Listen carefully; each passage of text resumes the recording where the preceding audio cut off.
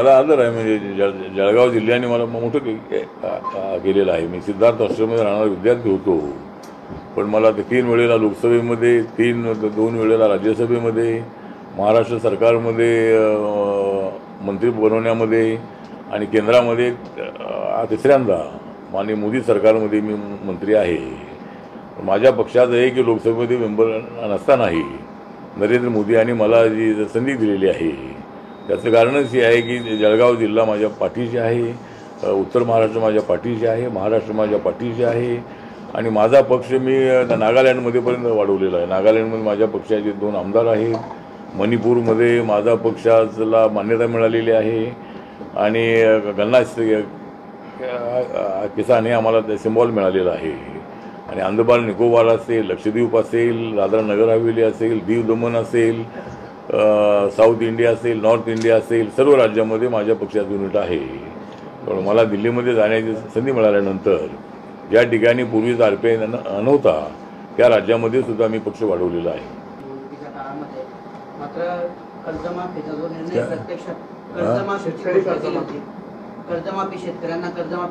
शेतकरी कर्जमाफी, शेतकऱ्यांच्या कर्जमाफीच्या संबंधामध्ये जी आश्वासन दिलेली आहे ती आता एकदाच काही ती पूर्ण होणार नाही आहे.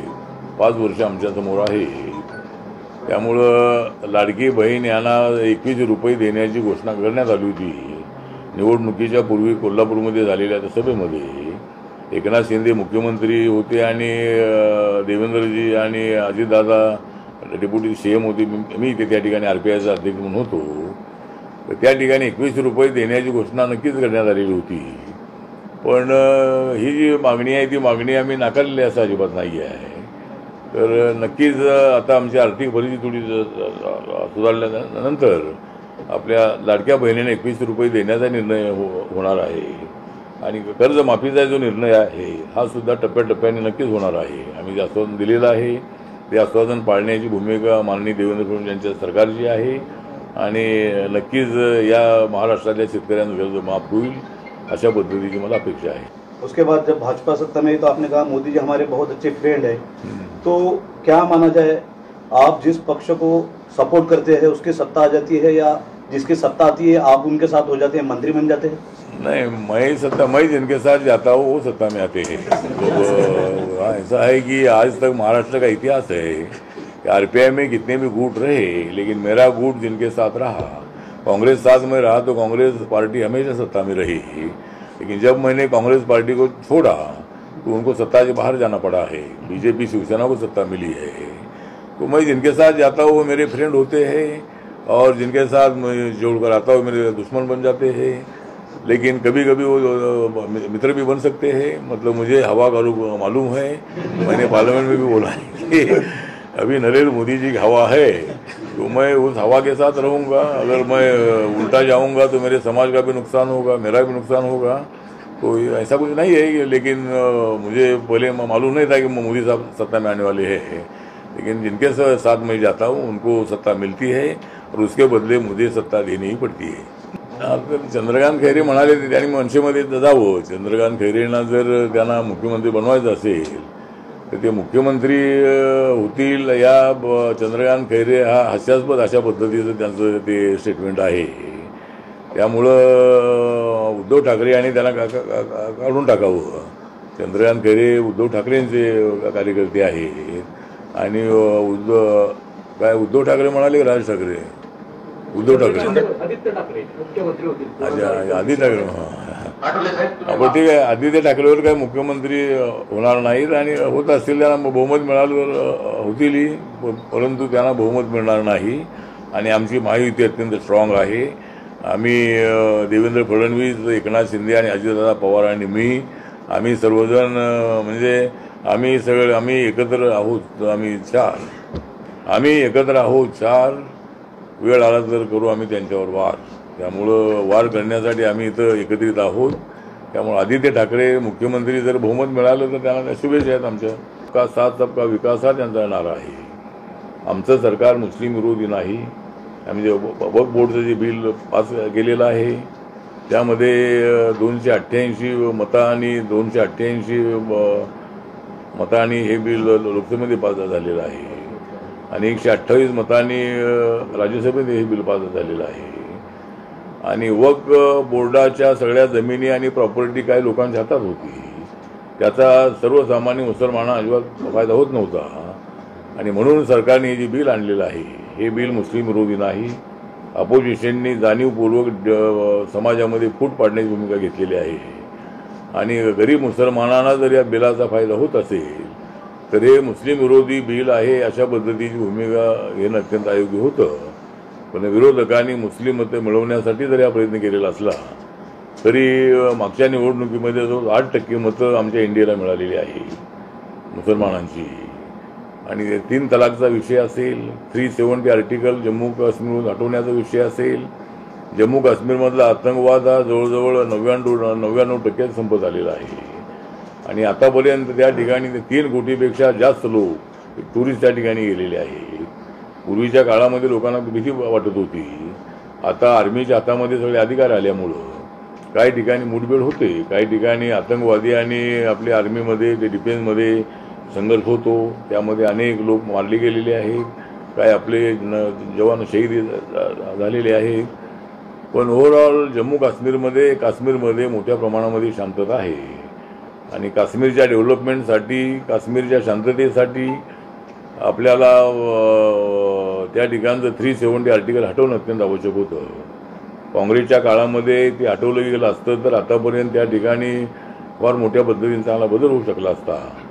पण काँग्रेस पक्षाच्या सत्तेच्या काळामध्ये तिकडे लक्ष देण्यात आलं नाही. आणि आता त्या ठिकाणी डेव्हलपमेंट मोठी होत आहे, रोडची डेव्हलपमेंट आहे, ट्रेन त्या ठिकाणी गेलेली आहे आणि छोटे मोठे उद्योग त्या ठिकाणी जाऊ लागलेले आहेत. त्यामुळं आतंकवादी ॲक्टिव्हिटीज बऱ्याचशा प्रमाणामध्ये कमी झालेली आहेत. त्यामुळे नरेंद्र मोदीचं व्हिजन आहे की सर्वांना घेऊन पुढं जायचं आहे. आणि त्यामुळं मुस्लिम समाजाला माझं नम्र निवेदन आहे की आमचं एनडीए सरकार आपल्या विरोधामध्ये नाही. जाणीवपूर्वक काँग्रेस आणि अपोजिशनचे लोक आपल्याला भडकवण्याचा प्रयत्न करत आहेत आणि हिंदू मुस्लिमांमध्ये दरी निर्माण करण्याचा प्रयत्न होत आहे. एकतर औरंगजेबच्या कबरीच्या संबंधामध्ये मध्यंतरी आंदोलन झालंही, पण माझी भूमिका नक्कीच अशी होती की औरंगजेबचा जी कबर आहे, तर जी अफजल खानाची कबर जी आहे, जी अफजल खानाचा कोतळा शिवाजी महाराजांनी पाडला होता, ती अफजल खानाची कबर खुद्द शिवाजी महाराजांनी पण बांधलेली आहे. त्यामुळं जो शिवाजी महाराजांचा इतिहास आहे, संभाजी महाराजांचा इतिहास आहे, त्याची पावती म्हणून मला वाटतं की औरंगजेबची कबर जी आहे ही तिथं खुलदाबादमध्ये आहे. आणि ती हटवण्याचा मागणी करण्यात आली ज्यावेळेला छावा चित्रपट लोकांनी पाहिला. आणि लोकांना इतिहास माहितीच होता की संभाजीराजेंना एक क्रूरपणे त्यांची हत्या औरंगजेबाने केलेली आहे. परंतु याच्या अगोदर ही मागणी झाली नाही.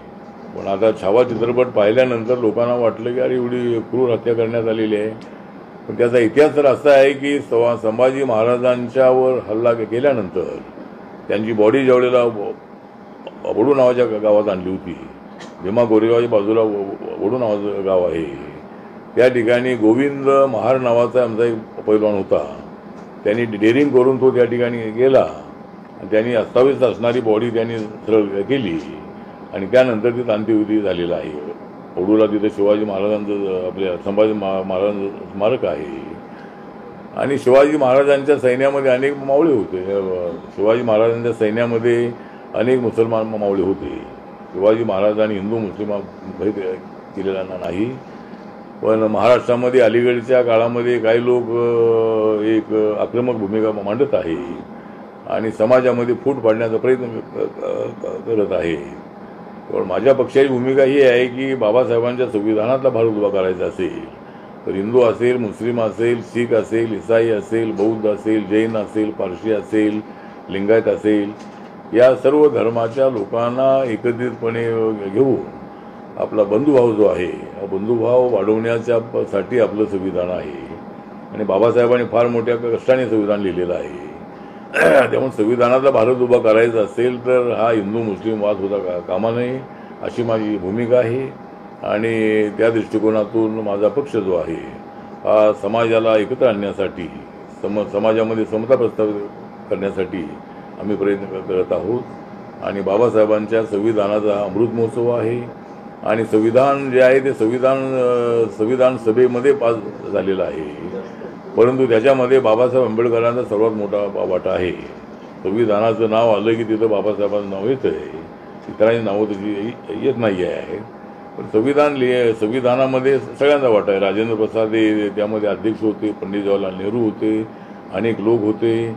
पण ज्यावेळेला 26 नोव्हेंबर 1949ला बाबासाहेबांनी संविधानाचा ड्राफ्ट ज्यावेळेला राजेंद्र प्रसाद आणि जवाहरलालजींना दिला तर त्यांच्या तोंडातून उद्गार निघाले होते की डॉक्टर आंबेडकर आपणच संविधानाचे खरे शिल्पकार आहात. त्यामुळं बाबासाहेब आंबेडकरांनी स्वतःच्या शेताकडे लक्ष न देता बाबासाहेबांनी संविधान लिहिलेलं आहे 26 अलीपूर रोड या ठिकाणी. आणि बाबासाहेब आंबेडकरांचा जो महापरिनिर्वाण आहे, त्यांचा डेथ जो आहे तो 7 डिसेंबर 56ला जर झाला तर बाबासाहेब आंबेडकर अजूनही जर 10, 12, 15 वर्ष आपल्यात राहिले असते तर ते या देशाचे प्रधानमंत्रीसुद्धा होऊ शकले असते. परंतु बाबासाहेब आंबेडकर लवकर आमच्यातून निघून गेले आणि आम्ही सर्वजण बाबासाहेब आंबेडकरांचे अनुयायी आहोत. आणि एक विषय आहे तो महाबोधी महाविहार जे आहे आपल्या बिहारमध्ये बोध या ठिकाणी, तर संपूर्ण महाराष्ट्रामध्ये आणि देशभरामध्ये आंदोलन सुरू आहे आणि त्या ठिकाणी भिक्खू 56 दिवसापासून त्या ठिकाणी बसलेले आहे. 100 भिक्खू व्हिडिओ काढणं, सगळीकडे पाठवणं, मराठी बोलतो, मराठी बोल. तर अशा पद्धतीने जर मराठी येत असेल तर त्यांनी बोलायला हरकत नाही आहे. पण मराठी हिंदी इथं सगळी मराठी माणूस हिंदी बोलतो. गावातली भगिनी जरी गेली तरी हिंदी बोलते. गावातल्या महिलाच्या शाळेमध्ये गेलेल्या नाही आहेत, त्यांना मोबाईल नंबर विचारला तर इंग्लिशमध्ये सांगतात की 92134678 वगैरे अशा त्या इंग्लिशमध्ये बोलतात. त्यामुळं सांगायचं एवढाच आहे की अनावश्यक इश्यूंवर आंदोलन करून वेळ खर्च करण्यात अर्थ नाही. राज ठाकरे आमचे मित्र आहेत. राज ठाकरेंनी लोकसभेत आम्हाला पाठिंबा दिला पण तेवढा काही फायदा आम्हाला झाला नाही. पण विधानसभेमध्ये ते आमच्यासोबत नसतानाही आम्ही एवढ्याच जागा निवडून आणलेली आहे.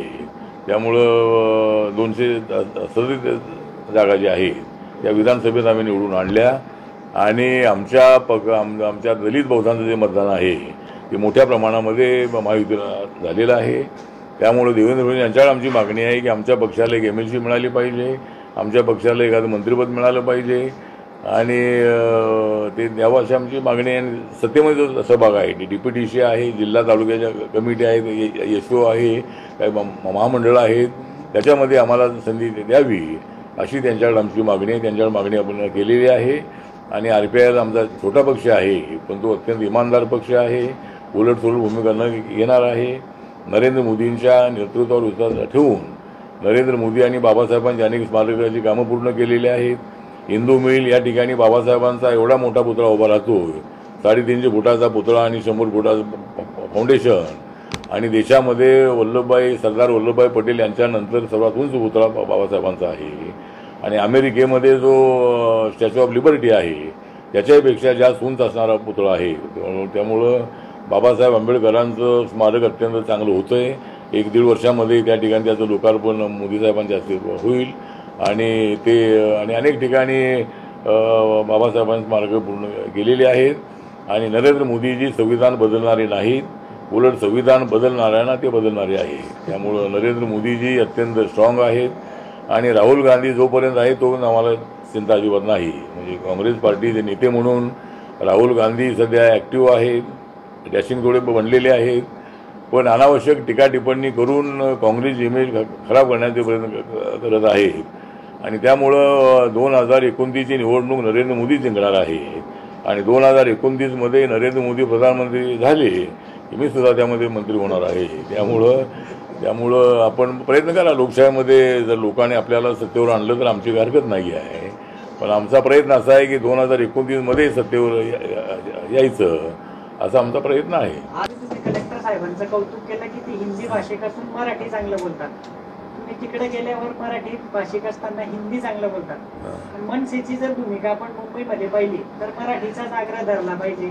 आतापर्यंत त्यांच्या मला वाटतं की मनसे साहेब राज ठाकरे विरुद्ध निवडणूक आयोगाने याचिका दाखल केली आहे सुप्रीम कोर्टात आणि त्यांनी तेच म्हटलंय की मनसे जे आहे की हिंदी भाषिकांवर सातत्याने हल्ले करत आहेत, त्याच्यामुळे त्यांची मान्यता रद्द करावी पक्षाची असं म्हटलंय.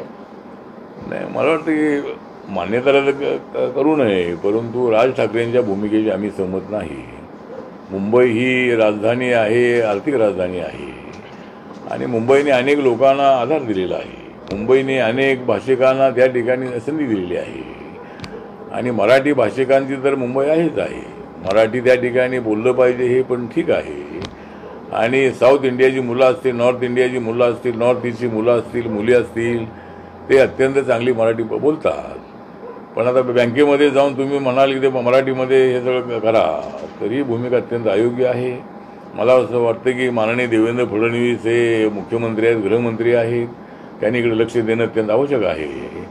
आणि देवेंद्र फडणवीस यांनी राज ठाकरेंच्या घरी जाऊ नये, म्हणजे एक तर ते 2-3 वेळा तिथे जाऊन आलेले आहेत, पण मी मात्र अजून त्या ठिकाणी गेलो नाही आहे.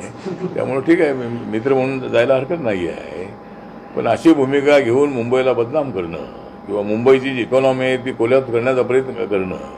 सगळ्या बँकांमध्ये अधिकारी बदलून येतात, सगळे साऊथ इंडियाचे अधिकारी असतात, नॉर्थ इंडियाचे अधिकारी असतात आणि त्यांना मराठी तुम्ही बोला आणि सगळा कारभार मराठीमध्ये करा, ही राज ठाकरेंची भूमिका अत्यंत अयोग्य आहे. या भूमिकेला आमचा पूर्णपणे विरोध आहे. मराठी पाट्या लावल्या पाहिजे, म्हणजे मुंबईच्या विकासासाठी आपण बोला ना. मुंबईमधल्या झोपडपट्टीच्या माणसांना न्याय देण्यासाठी आपण आंदोलन करा, पण मराठी पाट्या लावल्या पाहिजे ती गोष्ट ठीक आहे आणि अनेक ठिकाणी मराठी पाट्या आहेत. जर आपण कर्नाटकमध्ये गेलात, तामिळनाडूमध्ये गेलात, केरळामध्ये गेलात, त्यानंतर आपण आंध्र आणि तेलंगणामध्ये गेलात, तर हैदराबादमध्ये मराठी बोलणारे लोक आहेत, आंध्रामध्ये हिंदी बोलणारे लोक आहेत, तेलंगणामध्ये हिंदी बोलणारे लोक आहेत. आणि मराठी बेल्ट जो आमचा ते तेलंगणाचा आहे, निजामाबाद आहे, आदिलाबाद आहे, अशा अनेक ठिकाणी मराठी बोलणारे लोक आहेत. इकडे कर्नाटकमध्ये बेळगाव आहे, निपाणी आहे, या भागामध्ये मराठी बोलणारे लोक आहेत. मला असं वाटतं की अशा पद्धतीची दादागिरी करणे अत्यंत अयोग्य आहे. अशी दादागिरी करण्याला आदर घडवणं अत्यंत आवश्यक आहे आणि देवेंद्र फडणवीस यांनी तिकडे लक्ष द्यावं अशी आमची मागणी आहे. बँकांमध्ये मराठीचा कारभार व्हावा ही मागणी अत्यंत चुकीची आहे. बँकांचा कारभार इंग्लिशमध्ये चालणार आहे, पण त्यांनी त्यांना मराठी शिकलं पाहिजे. खरी आहे की आमचे प्रसादजी बिहारचे राहणारे आहेत आणि बिहारबद्दल आम्हाला आदर आहे, कारण तिथं गौतम बुद्धांना ज्ञानप्राप्ती झालेली आहे. तर तशी राज ठाकरेंना ज्ञानप्राप्ती हो आणि त्यांनी अशा पद्धतीनं जे काय मराठीबद्दल त्यांना आदर आहे त्या चांगली गोष्ट आहे. आम्हाला मराठीबद्दल आदर आहे. अधिवेशन होते अहमदाबादमध्ये, आज काँग्रेसचं अधिवेशन होत आहे. त्या अधिवेशनाला राहुल गांधी आणि प्रियंका गांधी असे राज्यातले सर्वच नेते उपस्थित राहणार आहेत. माझ्या शुभेच्छा आहे. तुम्ही किती अधिवेशनं घ्या, पण 19 सत्ता आमची येणार आहे. त्यामुळे तुमच्या पक्षाला अधिवेशन घेण्याचा अधिकार आहे. अहमदाबादमध्ये त्यांचा पक्ष आहे, जरी ते सत्तेवर नसलेही तरी काँग्रेस पक्ष त्या ठिकाणी आहे. पण अनेक वर्षांपासून नरेंद्र मोदीजी हे त्या ठिकाणचे मुख्यमंत्री राहिले.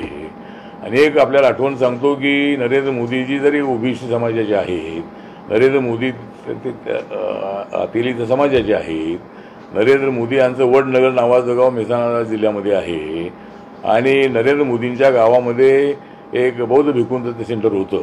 10,000 भिक्खूंना ट्रेनिंग देणारं सेंटर होतं आणि नरेंद्र मोदींना नवीन संसद भवनामध्ये एक बौद्ध भिक्खूंचं शिष्टमंडळ मी घेऊन भेटलो.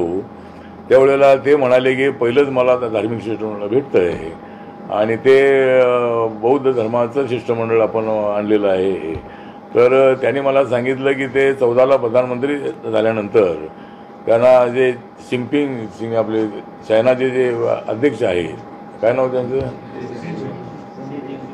तर त्यांचा त्यांना फोन आला आणि त्या फोनवर त्याने असं सांगितलं की मोदीजी तुम्ही आणि मी फार नशीबवान आहे का, तर तुमच्या गावामध्ये हुएनचंग नावाचे चायनाचे बौद्ध भिक्खू आले होते आणि ते अनेक वर्षे त्या ठिकाणी राहिले होते. त्यानंतर ते माझ्या गावात आले आणि त्या ठिकाणी त्यांचा डेथ झाला.